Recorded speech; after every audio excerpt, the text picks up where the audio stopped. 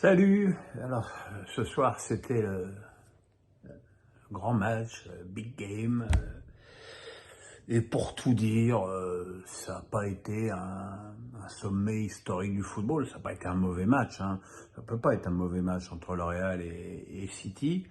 Mais ça n'a pas été exceptionnel non plus.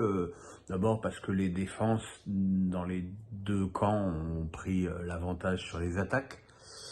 Et que évidemment, lorsque ça se produit, ça donne tout de suite quelque chose de moins spectaculaire.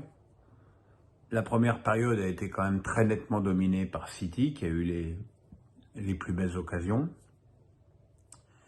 Et comme c'est arrivé pratiquement à chaque fois l'année dernière, le Real, contre le cours du jeu, a ouvert le score sur un but extraordinaire avec au départ un 1-2 Camavinga, Modric, chevauché de Camavinga et but de loin sublime de Vinicius.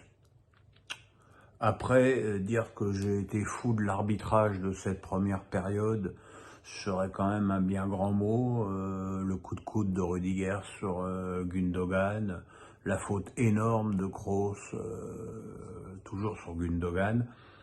Je pense que c'est deux fautes qui méritaient des cartons rouges, mais bon, on va pas faire les étonner, on le sait depuis longtemps, il y a un arbitrage pour le Real et un arbitrage pour les autres. Le Real qui a plutôt bien attaqué la deuxième période, mais c'est quand même City qui a égalisé par un très joli tir de loin de Bruyne, avant que Tchouaméni inquiète Emerson lui aussi d'un tir de loin. D'ailleurs, c'est très très amusant de voir que dans ce match, toutes les occasions sont nulles dans des tirs hors des 16 mètres, chose qu'on ne voit presque plus dans le football moderne. Mais voilà, donc à l'arrivée, ça donne quand même évidemment un meilleur résultat pour City que pour le Real, puisque ils vont jouer le match retour à l'Etihad Stadium sans retard à combler. Évidemment, le but marqué à l'extérieur n'a plus la même saveur qu'avant, ce qui est à mon avis extrêmement regrettable. Mais voilà quoi, donc c'était pas un match étourdissant, mais mention spéciale quand même à Eduardo Camavinga qui a été absolument éblouissant au poste d'arrière gauche, et dire qu'il l'aime pas, en tout cas il traîne pas les pieds, c'est moins qu'on puisse dire.